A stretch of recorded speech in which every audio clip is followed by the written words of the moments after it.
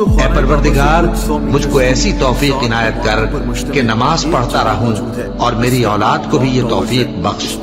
ऐ परवरदिगार, मेरी दुआ कबूल फरमा। ऐ परवरदिगार, हिसाब किताब के दिन मेरी ये दुनिया का सबसे ऊंचा क्लॉक टावर भी है और दुनिया की चौथी ऊंची तरीन बिल्डिंग भी है। ये क्लॉक टावर इतना ऊंचा है कि ये 10 किलोमीटर दूर से भी देखा जा सकता है।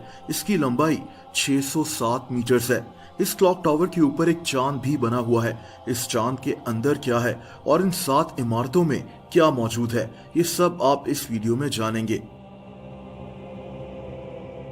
दोस्तों, इन 7 इमारतों की तामीर 2004 में शुरू हुई थी। इनका मकसद हज और उम्रा अदा करने वाले लोगों को फैसिलिटीज देना था। इनकी तामीर पर 15 अरब डॉलर्स लगे थे, यानी ये दुनिया की महंगी तरीन इमारतों में से एक है।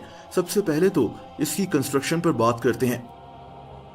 दोस्तों, इन इमारतों को बनाने का ठेका मशहूर Saudi company Bin Laden group के पास था। इसी कंपनी ने सऊदी हुकूमत के हुक्म पर इन इमारतों को तामीर किया था। ये इमारतें 2012 में कंप्लीट हुई थीं, यानी इनको बनने में 8 साल लग गए थे।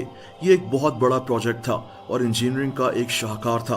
दोस्तों, अगर बात यहाँ मौजूद दुनिया के सबसे ऊंचे क्लॉक टावर की जाए तो इस पर लगी घड़ी भी दुनिया की सबसे बड़ी घड़ी है। इस घड़ी का डायमीटर 46 मीटर्स है। ये घड़ी इंग्लैंड के बिग बेन से भी 35 गुना बड़ी है। घड़ी के बीच में सऊदी कोट ऑफ आर्म्स बने हुए हैं, यानी 2 क्रॉस तलवारें। मक्का क्लॉक टावर में लगे स्टील का वजन 12,000 टन है। इस स्टील को वेल्ड करने में जमीन से बेहद ऊंचाई पर 250 मजदूरों ने काम किया था। यहाँ 7 क्रेन्स सिर्फ स्टील को इंस्टॉल करने में काम कर रही थीं। दोस्तों, इस क्लॉक टावर पर एक चांद भी लगाया गया। ये चांद शीशे, कार्बन फाइबर और सोने से बनाया गया है। इस चांद में एक कमरा भी है। ये कमरा किस लिए है, ये मैं आपको वीडियो में आगे चलकर बताऊंगा।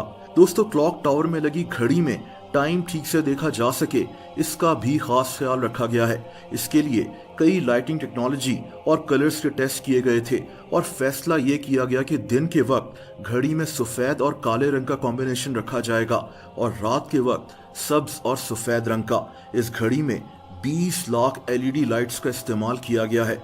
मक्का क्लॉक टावर में 4 क्रेन्स भी इंस्टॉल की गई हैं ताकि किसी भी वक्त इनके जरिए मेंटेनेंस का काम किया जा सके। दोस्तों, एक और दिलचस्प बात यह है कि दुनिया के इस ऊंचे तरीन क्लॉक टावर को बिजली से बचाने का भी इंतजाम किया गया है। दरअसल इस टावर पर 3 फील्ड मिल्स लगी हुई हैं। ये हर वक्त आसमान में इलेक्ट्रिक फील्ड की शिद्दत पर नजर रखती हैं।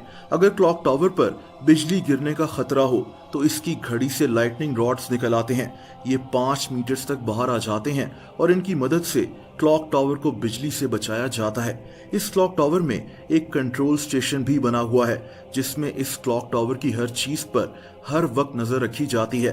दोस्तों, मक्का क्लॉक टावर के ऊपर लाउड स्पीकर्स लगे हुए हैं और कई 100 मीटर्स ऊंचाई पर यहाँ से अजान दी जाती है। मक्का क्लॉक टावर की घड़ी के नीचे विजिटर्स एरिया भी है जहाँ से खाना काबा का एक खूबसूरत मंजर नजर आता है। दोस्तों, अब बात करते हैं इस क्लॉक टावर पर लगे चांद की।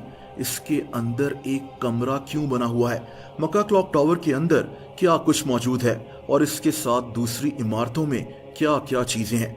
आपको जानकर हैरत होगी कि दुनिया के ऊंचे तरीन क्लॉक टावर पर लगे चांद के अंदर एक कमरा है जो नमाज अदा करने के लिए बनाया गया है। इसको नमाज अदा करने का दुनिया का सबसे ऊंचा कमरा भी कहा जाता है। ये कमरा ओपन एयर है, यानी इसकी छत नहीं है। दरअसल जब इस क्लॉक टावर को तामीर किया जा रहा था तो ये कमरा वहां काम करने वाले वर्कर्स के लिए बनाया गया था ताकि वो यहाँ नमाज अदा कर सकें। जब ये चांद क्लॉक टावर पर लगा दिया गया तो इस कमरे को भी ऐसे ही छोड़ दिया गया।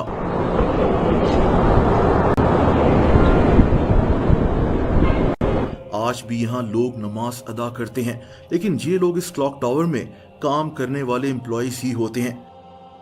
दोस्तों, इन 7 बिल्डिंग्स को बेसिकली उन लोगों के लिए बनाया गया है जो हज या उम्रा अदा करने आते हैं। यहाँ नमाज अदा करने के 2 बहुत बड़े हॉल्स भी हैं, एक मर्दों का और एक औरतों का। जहां 10,000 लोग नमाज अदा कर सकते हैं। इस जगह एक 5 स्टार होटल भी बना हुआ है। इसके अलावा यहाँ एक बहुत बड़ा शॉपिंग मॉल भी मौजूद है जिसका नाम दी अब्राजल बैत मॉल है।